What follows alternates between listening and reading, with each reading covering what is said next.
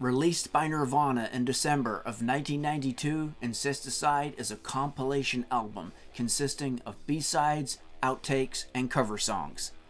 The 15 tracks on the album were all recorded between 1988 and 1991 and includes recordings by 4 different drummers: Chad Channing, Dan Peters, Dale Crover, and Dave Grohl. On January 23, 1988, around 11 months before Nirvana would record their debut album Bleach, the band recorded their first studio demo tape with producer Jack Endino. 10 songs were recorded that day, with Dale Crover on drums. We recorded and mixed all 10 songs in 5 hours, basically one afternoon.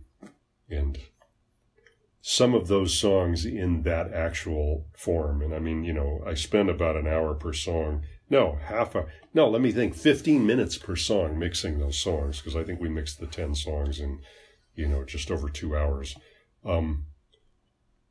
Those mixes are the ones that ended up on Incesticide. 5 of those 10 songs recorded with Jack Endino that day: Beeswax, Downer, Mexican Seafood, Hairspray Queen, and Aero Zeppelin, would eventually go on to appear on the Incesticide album. And a little known fact may be, the song Aero Zeppelin gets its name from 2 of Kurt's favorite bands, Aerosmith and Led Zeppelin. An outtake from the Bleach recording sessions, Big Long Now, which featured Chad Channing on drums, was also added to Incesticide.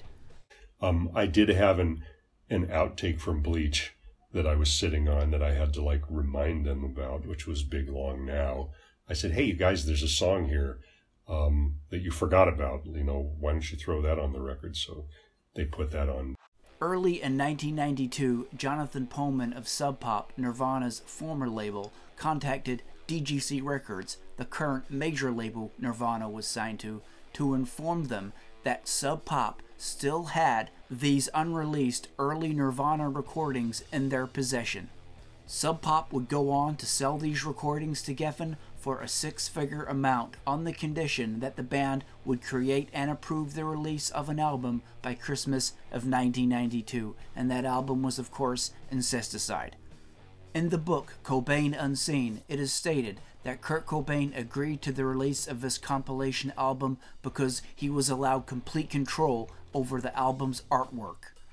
The cover art for the album was painted by Cobain and features a skeletal figure with a baby doll-like mannequin with part of its head missing attached to it. A poppy is also prominent in the cover art, hinting at Cobain's addiction issues. The rubber duck that is seen on the album's back cover also belonged to Cobain. The record label Geffen decided against heavily promoting this album, possibly to avoid a Nirvana burnout, as the band had released Nevermind and 4 singles in the preceding 15 months. Despite this lack of promotion and being a collection of old and new material, Incesticide debuted at number 51 in the Billboard 200 and sold 500,000 copies in 2 months. The album is certified platinum, and in November of 2012, Incesticide was re-released on vinyl as a limited 2-LP 45 RPM edition for its 20th anniversary.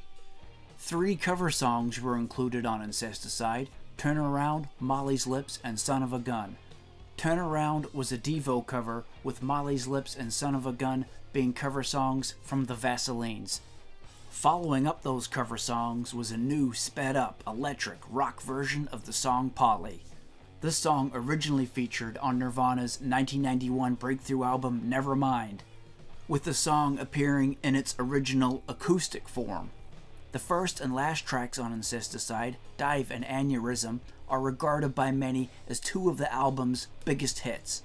Dive was recorded with Chad Channing on drums in April of 1990 with Butch Vig as their producer, while Aneurysm was recorded in November of 1991 with Dave Grohl on drums. Grohl drummed on 6 of the tracks on Incesticide: the 3 cover songs, Turn Around, Molly's Lips, and Son of a Gun, along with Been a Son, New Wave Polly, and Aneurysm. Cobain is at his lyrical best on this album, as only Cobain could be. Being that the lyrics on Incesticide span quite a large time frame from 1988 to 1991, you get to see a full range of Cobain's lyrics on display here. Every time I go through songs with interviewers, it's a lot of times I'll even have to change my story because I'm just as lost as anyone else, you know. Right.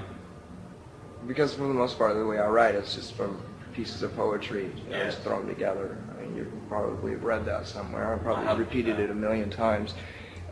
That's pretty much how I do it. I write poetry. Yeah, and when I write poetry, usually it's never thematic at all. Yeah. And so.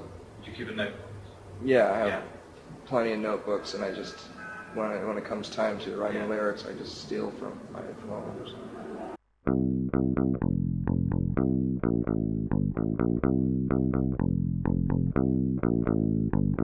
Sliver, another hit song from the album, tells a very personal story of a boy who is said to be Cobain himself, who is left with his grandparents by his parents for the day, has a difficult time eating and playing, and later wakes up in his mother's arms.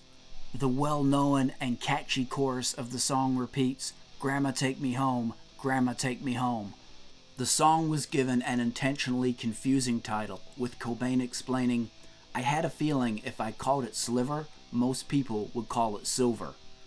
The track was recorded in July of 1990 with Dan Peters from the group Mudhoney on drums. A music video was made for the song in March of 1993 and was directed by Kevin Kerslake, who had directed the band's 3 previous singles, Come As You Are, Lithium, and In Bloom.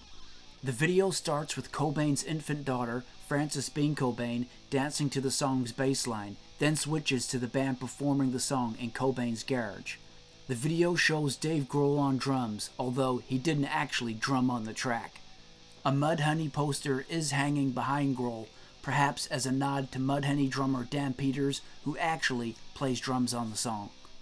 So, Incesticide, the compilation album that Nirvana released after the huge success they had with Nevermind. This is a really cool, fun collection of songs that Nirvana came up with here to put on this album. Right from that very first bass line from Dive, I was just hooked straight away. And that song is right up there with some of their best ever. There's a ton of variety on this album. Like I said, you've got those 5 songs on this album that they recorded before they even did Bleach. So it's like really early Nirvana. I mean, check out the vocals on the song Hairspray Queen. They are just out of this world. Kurt's got some really cool vocals on that track. And the song Aero Zeppelin, track number 13 on the album, the way it just builds up, and you've got all those really awesome, intricate, like, breakdown parts, really good drumming on this song. And the epic Big Long Now, which was actually an outtake from the Bleach session, so who knows, we could have seen that song on Bleach, didn't make it, but that is another real standout track on the album. The 3 cover songs that Nirvana do here, with Turn Around, Molly's Lips, and Son of a Gun, they are like such cool songs, such catchy, cool songs. So there are some great songs here on Incesticide, and if I was to run down some of my standout tracks, I mean the first 3 songs, Dive, Sliver, and Stain, really good tracks. Stain's a really cool song. And fast forwarding to the last 3 tracks on the album, Aero Zeppelin, Big Long Now, and Aneurysm. Aneurysm, a huge hit from this album with Dave Grohl on drums. Again, a song that is right up there with all of their biggest hits. So there is a really cool mix of songs on this album. It's a real solid collection of tracks. And if you've never checked this one out, definitely give it a listen. There is a lot to like on this album. And as always, guys, thanks heaps for tuning in, and we will catch you next time.